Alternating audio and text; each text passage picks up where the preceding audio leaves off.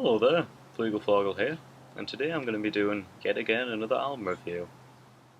Today I'm going to be reviewing the second album, or second under the name by them, Animal Collective, 2004 album, Tongs.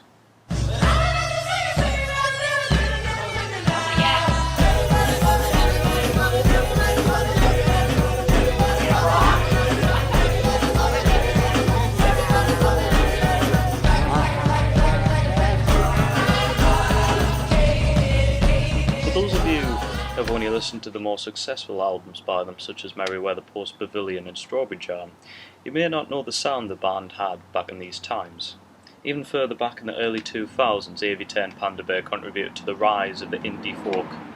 Oh, I forgot, you may be joined by me, but you're also joined by the bloody annoying traffic as usual.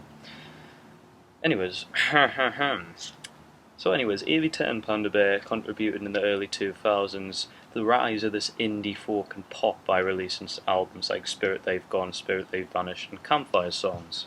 But Animal Collective are always changing their style. They have times back in the day where they make stuff like Here Comes the Indian and Dance Manatee that are really messed up, but then take a break and go into more conventional material like Fields and eventually Merryweather Post Pavilion. And a good thing to note is that I believe Tongs has the best mixture of the two Animal Collective vibes, being slightly more accessible than Strawberry Jam, to put it better. Now, with this album, I believe starts what I like to describe the discography of Animal Collective as the progression you have with childhood. Slowly as the albums pack on, the main themes and atmosphere Animal Collective have become more and more mature. And because of this, we get a sense of the depth of the child inside the band members.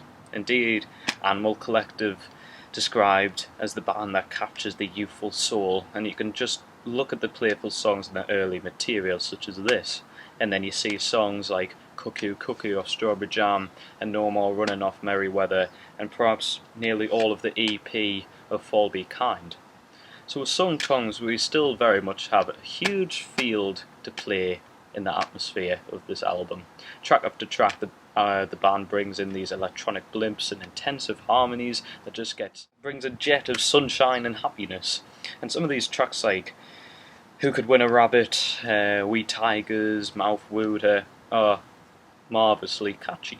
Animal Collective deliver textures of singing, talking, or whatever you'd like to call it, things that happen in this nonsensical album that will have you listening again and again to find different things every time you listen to the different tracks. Main highlights for me personally are some of the songs mentioned, but mainly the song Winter's Love, which, if I had to note the epitome of the child soul in song form, I'd use this.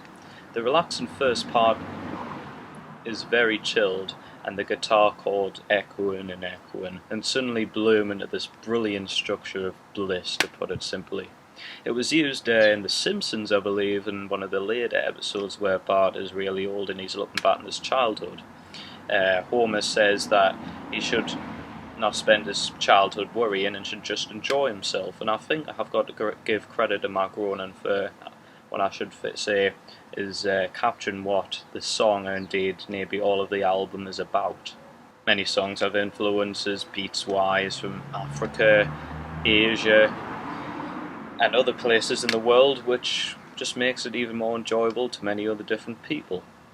It was an interesting time actually for me getting this album, as when I was stressing to wonder what to do with my education. I first heard on the album when I first got it the very short song College, which not only has the same carefree atmosphere as all the other songs, but also delivers a very simple message which I won't bother spoiling because it only takes you a minute to find out. And I suppose has helped me think what to do, sort of. Then I have to talk about another really short song, Sweet Road, but short is definitely sweet. Ha ha ha ha. I always thought that this song would be excellent in a sort of cartoon, for a children's cartoon, like an intro. I think that would be brilliant if it's never been used. You can watch videos on YouTube and you always see a music video of some kids pissing about, and yeah, I'm glad that they agree that I think it's got this nice, very great sort of feel to it. Definitely check it out and you might know what I'm talking about. However, it's this carefree attitude that also hinders some of the experience on this album. Sometimes I believe Animal Collective tries to pull on the old heartstrings a bit too much, such as the overly toy good loving outside, and the first song, Sweet Leaf. The ending lyrics, for example, is them repeating the word kittens, and then you bloody well hear kittens meowing. I mean, it's not a song that you'd play to your Slipknot mates. I'd also have to mention that some of the melodies do get a bit pretentious, if you want to call it like that, or annoying, especially Ports is the best example, and Mouth Wooder. And of course, I have to mention what is probably the worst part in the album.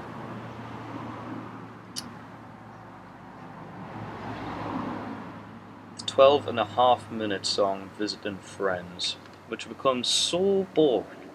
You may end up having a nap, waking up, having another nap, doing some homework, make some tea, learn to play the mandolin, get the 8th dan of karate, and then high kick your way through some calcium, just in enough time to finish the damn song. I know it's in the middle section of the album, so they're sort of having this sort of, I get it, but what were they thinking making it so long? And what makes it a tad worse is that these guys aren't exactly Tommy Emmanuel when it comes to the guitar. Most of this stuff is extremely simple, and mostly relies on electronic effects to make them seem a bit more professional. Perhaps you may argue that amateurish playing that goes on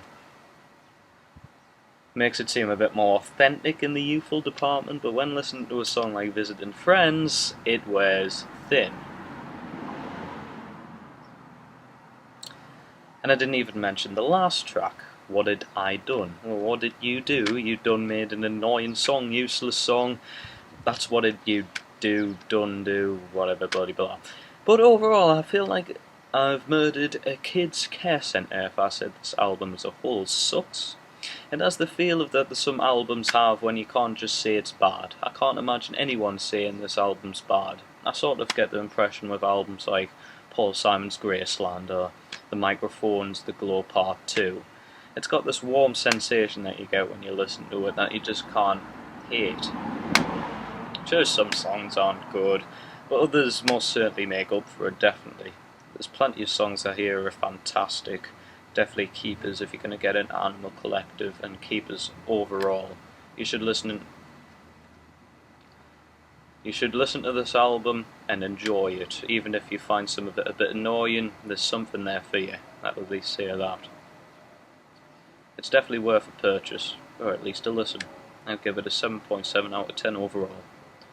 Thank you very much for watching. Please comment and say your opinions on the album and your opinions on my review. I'd appreciate that. Some feedback, and catch you later. Have a good day too.